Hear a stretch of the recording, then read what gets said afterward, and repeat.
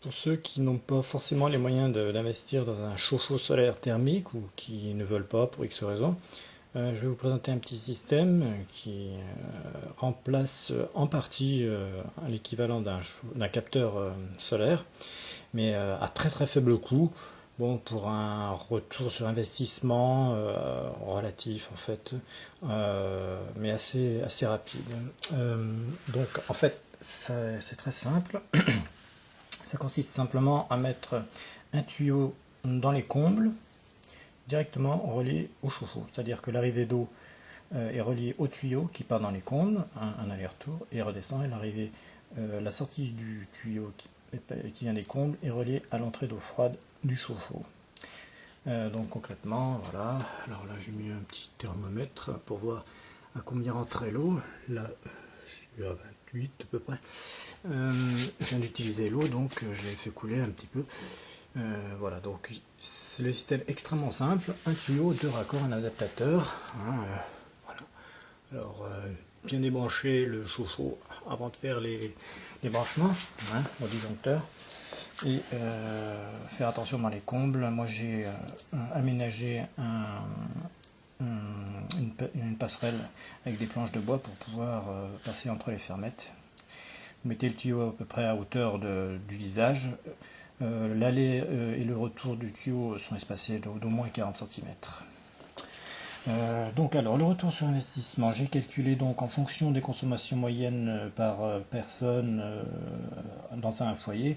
Alors s'il y a une personne, deux personnes, trois personnes, quatre personnes, donc le rendement de cette installation, donc déjà le coût, il est au total de 40 euros.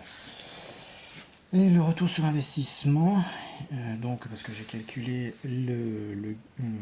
l'économie d'énergie sur les 4 mois les plus chauds de l'année, parce que ce système est utilisable que 4 mois, c'est déjà très bien, voire 5 mois, donc de la mi-mai jusqu'à mi-septembre minimum. On peut un peu avant et un peu après. En fait, ça dépend de la température d'arrivée d'eau froide. Si elle est de 6 degrés, vous pourrez l'utiliser à partir du mois d'avril. Si elle est de 15 degrés, comme c'est le cas chez moi, bon, à partir plutôt de la mi-mai. Donc, on voit que pour une personne seule, alors si vous arrivez à gagner 5 degrés en moyenne, il vous faudra 8 ans. Mais si on arrive à gagner 20 degrés en moyenne, on n'a plus que 2 ans. Bon, j'ai regardé à peu près, là, sur les premières mesures, me donnent une élévation moyenne de la température de l'eau froide autour des 8 degrés, donc entre 5 et 10. Donc pour une personne seule, il faudra 4 ans. Pour 2 personnes, le système est amorti en 2 ans et demi. 3 personnes, un peu moins de 2 ans, et 4 personnes en 1 an et demi. Voilà. Sinon, il existe un système beaucoup plus efficace qui, en fait, c'est de diviser les tuyaux. Alors, dans l'idéal, soit on le met dans les combles, mais si on veut augmenter l'efficacité, ce qu'il faut faire, il faut le mettre dehors, tout simplement par terre, sur le sol. Alors, il faut perdre 12 mètres carrés de terrain, hein, 12 mètres par 1 mètre. Ils mettent 4 tuyaux avec 2 collecteurs, et puis c'est pareil, l'arrivée d'eau froide d'un côté et l'eau chauffée raccordée à l'arrivée d'eau froide du chauffe-eau. Donc sur le groupe sécurité évidemment pour éviter les problèmes de surpression. Avec ce genre de système, bon malheureusement ça coûte plus cher. Au total ça coûte 125 euros. Mais par contre, on peut espérer avoir une efficacité beaucoup plus importante et avoir jusqu'à des élévations de température moyenne de 20 degrés. Bon, ça, ce qui fait que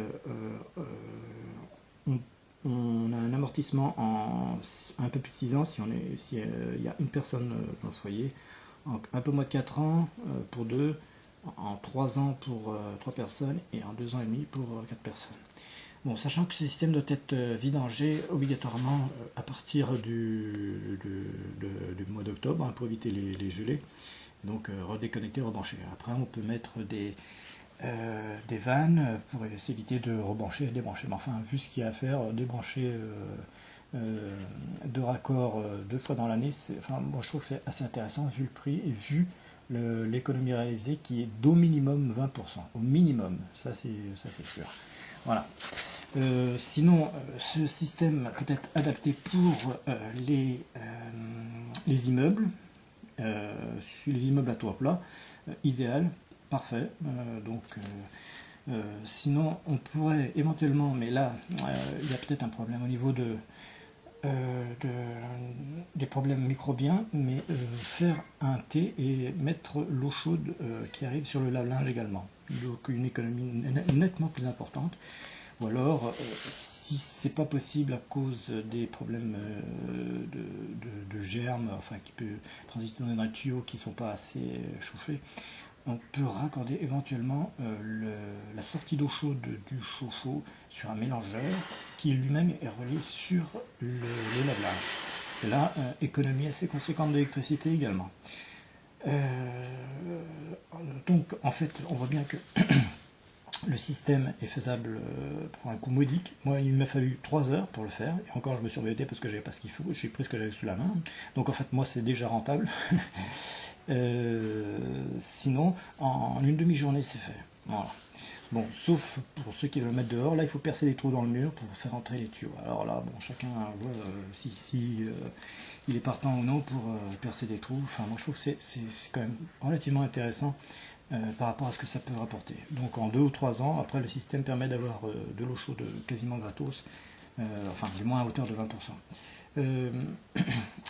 Sachant qu'un chauffe-eau coûte au moins 500 euros, un chauffe-eau thermique, et la pause comprise minimum 2500 euros. Donc on voit quand même l'intérêt de ce genre de petit système qui est pas très cher, mais qui au final est nettement plus intéressant que d'installer des chauffe-eau thermiques, bien que je suis partisan de l'installation massive de chauffe-eau thermiques.